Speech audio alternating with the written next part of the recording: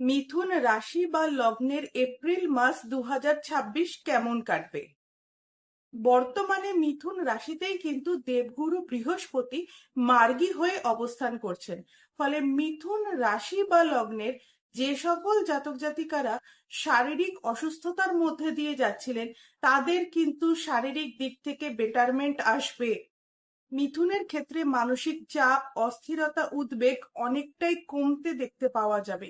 মিথুনের মধ্যে আধ্যাত্মিকতা বাড়তে দেখতে পাওয়া যাবে। এছাড়া এপ্রিল মাসে মিথুনের ক্ষেত্রে অর্থনৈতিক দিক থেকেও উন্নতি আসতে দেখতে পাওয়া যাবে। মিথুনের ক্ষেত্রে ষষ্ঠপতি হলো মঙ্গল, সে কিন্তু দশম ভাবে গিয়ে অবস্থান করবে। ফলে মিথুনের ক্ষেত্রে কিন্তু কর্মপ্রাপ্তির যোগ তৈরি হচ্ছে। এছাড়া মিথুনের কর্মক্ষেত্রে কিন্তু স্থায়িত্ব এটা বৃদ্ধি পাবে এবং মিথুনের কর্মক্ষেত্রে একটা সুপরিবর্তন এটা কিন্তু লক্ষ্য করা যাবে। তবে এর জন্য কিন্তু আপনার ব্যক্তিগত জন্মকুণ্ডলিতে সাপোর্টিভ দশা থাকতে হবে। ব্যবসার ক্ষেত্রে মিথুনের কিন্তু এপ্রিল মাস বেশ শুভ থাকছে, তবে মিথুনকে কিন্তু হাঁটু নিয়ে সতর্ক থাকতে হবে।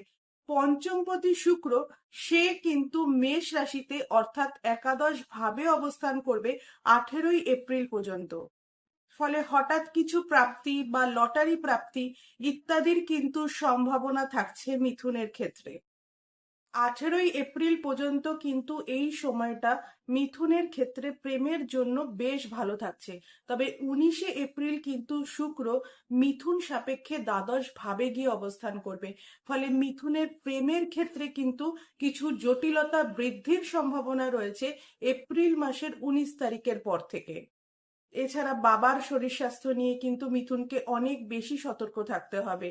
লগ্নপতি বুধ, সে কিন্তু শনি ও মঙ্গলের সাথে গিয়ে অবস্থান করবে।